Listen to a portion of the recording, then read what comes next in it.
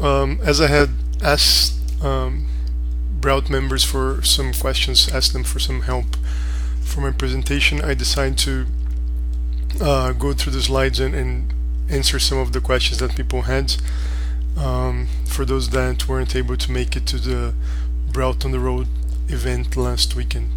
So this is my talk about truths and myths about the CELTA. I had 50 minutes to do it on Saturday, but I'll try to do it in about 10 minutes today. So first thing is, so the way the talk worked was I had some sentences and people that were in attendance had to decide if they were true or false. So the first one is, you need to have taken the CAE or the CP in order to do the CELTA. This is not true.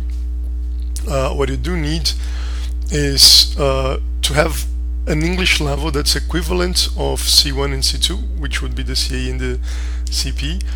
And that can be assessed through other means, not necessarily by having a certification. So before you are accepted in a CELTA course, you usually go through an interview. We have to produce some written work and so on, and that's going to be used to assess your level of English in case you don't have a certification. You also need to have finished high school in Brazil and be over 18 years old, so you need to be an adult.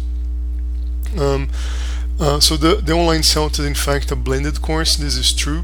There's no fully online CELTA course where you can get the certification just sitting in front of your computer. You need to do the face-to-face element, which is the teaching practice. So even for what's the so-called online CELTA, you need at least 2 weeks worth of teaching practice going to the school where the CELTA is being run. It's not true that the CELTA is only for people with no teaching experience. What is true, and that's what people often mention, is that the CELTA is an initial qualification.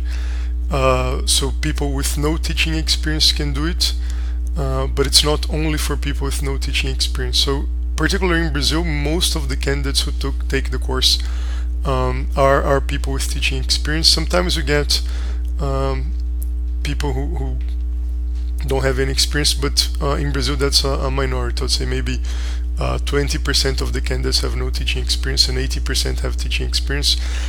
Some people with more than 10 or 15 years worth of experience. I myself took the CELTA when I had been teaching for 4 or 5 years, and I learned a great deal in the course. And the feedback I receive from teachers that are very experienced is that they do learn a lot as well. For instance, how to run observations, how to give people feedback, how to give names to things that they already do, but that now that they'll be able to explain to novice teachers. So some people that come to the course and they're already coordinators at the school where they work, they learn a lot of things that they can later use with their less experienced teachers. It is true that almost everybody passes the CELTA, and there are statistics to back this up. So these were taken from Cambridge's website. They have, if you access this, grade statistics. They have statistics for the CELTA, the Delta, CAE, CP, FC, and so on. So in Brazil, only about 5% of candidates withdraw or fail. Withdraw means they dropped from the course before finishing. It may be the case where they do that because of personal problems, death in the family, but often when candidates withdraw, it's because they were about to fail. So let's say 5% of people fail. That means 95% of candidates pass, which is a very high passing rate. However, a lot of people go into the course thinking, oh, I'm going to get a pass A, and that's not very likely because only 7% of candidates, or 5% of candidates, so 7% in Brazil and 5% worldwide, do that. So it's about one person per course, let's say, on average gets a pass A. The course is really stressful. This is absolutely true. Both the part-time course and the full-time course are very stressful. And if you think of doing the part-time course, because I have a lot of time to do things in the part-time course, we only usually meet once a week. Be careful because you need to take into account your workload. So let's say you're doing the part-time course on Fridays, you're probably still going to be working from Monday to Thursday and sometimes on Saturdays as well this semester. I have 2 candidates who finished the CELTA on Friday at 4, and then they rush to teach at 6 at the school where they work. So it's not any less stressful doing the part-time course in these kinds of situations. So keep that in mind. This is the slide that there's a photo going on BrELT. The CELTA does take blood, sweat, and tears. However, there's also a lot of fun involved. There will be tears. People get upset. You need to work a lot, so that's where the blood and sweat come in. But there's some fun as well, some laughs to be had in the course. It's not true that teachers start earning more money after the CELTA. I unfortunately can't guarantee that. So if that's your reason for doing the CELTA, you probably shouldn't do it, because you may be able to get a better job in the future, but it's unlikely that you go back to your school and show them the certification, then they're just going to give you a raise. But it is true that you can get a teaching job abroad. Oh man, I made this mistake and I forgot to correct. So you can get a teaching job abroad after doing the CELTA.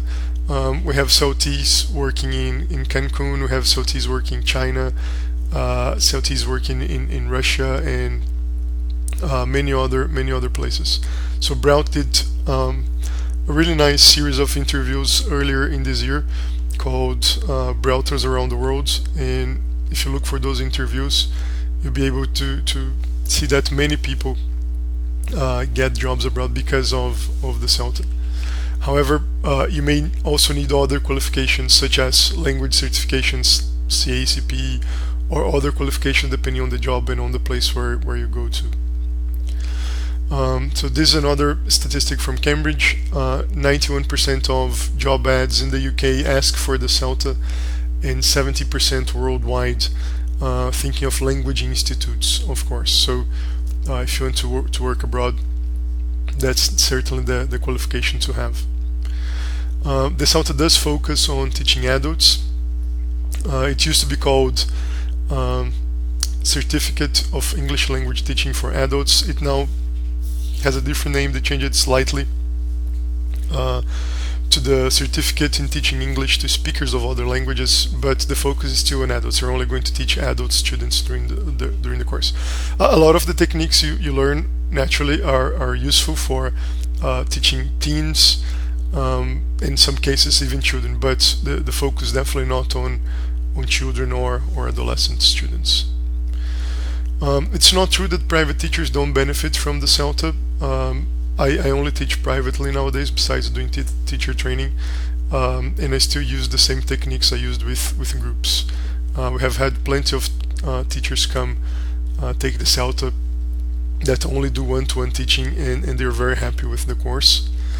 It's also not true that if you have a Letras diploma you won't benefit from the CELTA.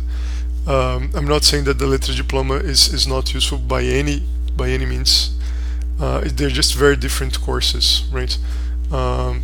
Letras focuses on many things, sometimes on Portuguese and English, sometimes only English, but it's not generally a course that's aimed at language institutes. So if you'd like to teach English at language institutes, you're going to learn a lot of things from the CELTA. It's kind of true that you must have taken the CELTA in order to do the ICELT or the Delta. So officially you don't, that's why I have a negative here. But many centers will ask candidates to have taken the CELTA because of the practice hands-on part of the course in terms of teaching, that it's kind of taken for granted that you know the things you learn at CELTA if you do the ICELT or the Delta. So many courses, many centers will require that. So if that's your end game, if you like to do the Delta one day, you definitely want to start with the CELTA. It's true that you're assessed throughout the course and that there are no tests.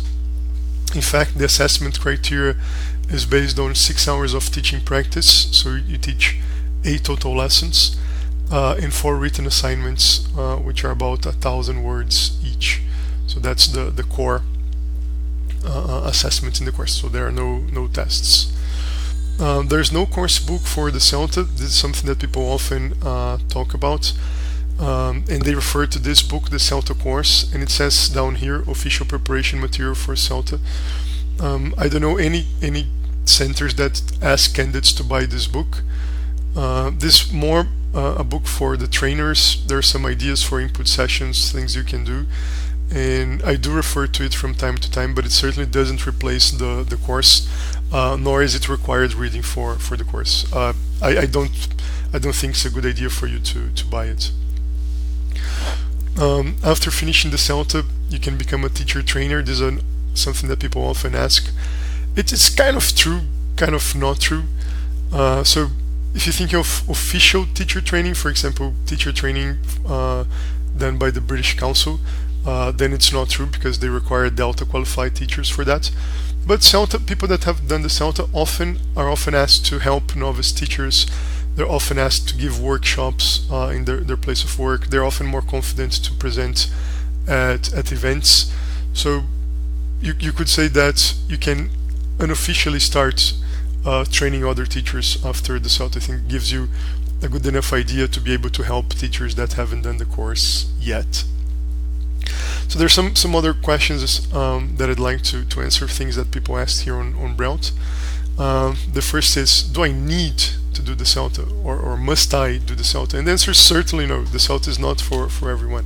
For example, it won't help you if you want to teach at regular schools, either private or public schools. Do I think the CELTA is a very good course? I do. It's a very practical course. People learn a lot of techniques that they can use with their students. But you can definitely be a good teacher without having done the CELTA. You can learn things through trial and error. You can learn by reading books. You can learn by watching webinars, attending conferences, and so on and so forth. So I don't think everybody needs to do the CELTA. Now, do language schools or regular schools know the CELTA? I would say most of them do, or at least most of the good ones do. And when I talk about the good ones, I mean schools that use the communicative approach. So that's what we do at the CELTA anyway.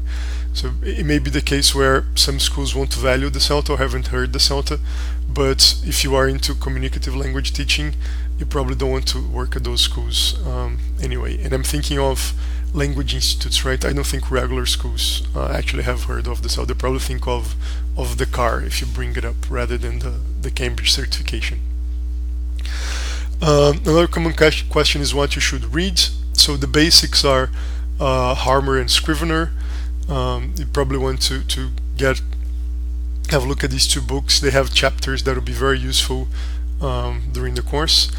Any of the how to teaching series is useful as well. So I have two examples here: how to teach English or how to teach grammar, how to teach vocabulary, how to teach pronunciation. All of these are useful. These books are have very practical classroom examples of what you can do. So all of them are relevant.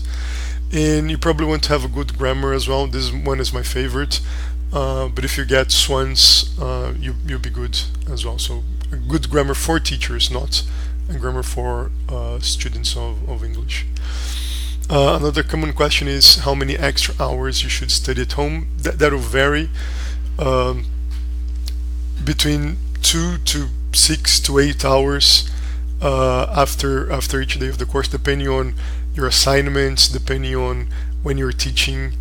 So let's say if you're teaching on the next day, you probably need 2 to 3 hours for your lesson plan. If you also have an assignment, you probably need 3 to 4 extra hours to do that. If you need to rewrite an assignment and so on, so you do need to study a lot besides attending the course. I'm not sure if doing the CELTA abroad is worth it. It's worth it if you want to experience teaching different nationalities. Otherwise, might as well stay in Brazil. The course is the same, the certification is the same. It doesn't say where you did the course. If you did it in London, or if you did it in São Paulo, or if you did it in, I don't know, somewhere else. And finally, how are the CELTA and the Trinity CertTESOL different? They're very similar, really. I would say the CELTA is slightly better known, but the number of hours is similar. And if you Google the differences, you can find about that. Okay, so this is all I had for today. I hope it was useful for you, and drop me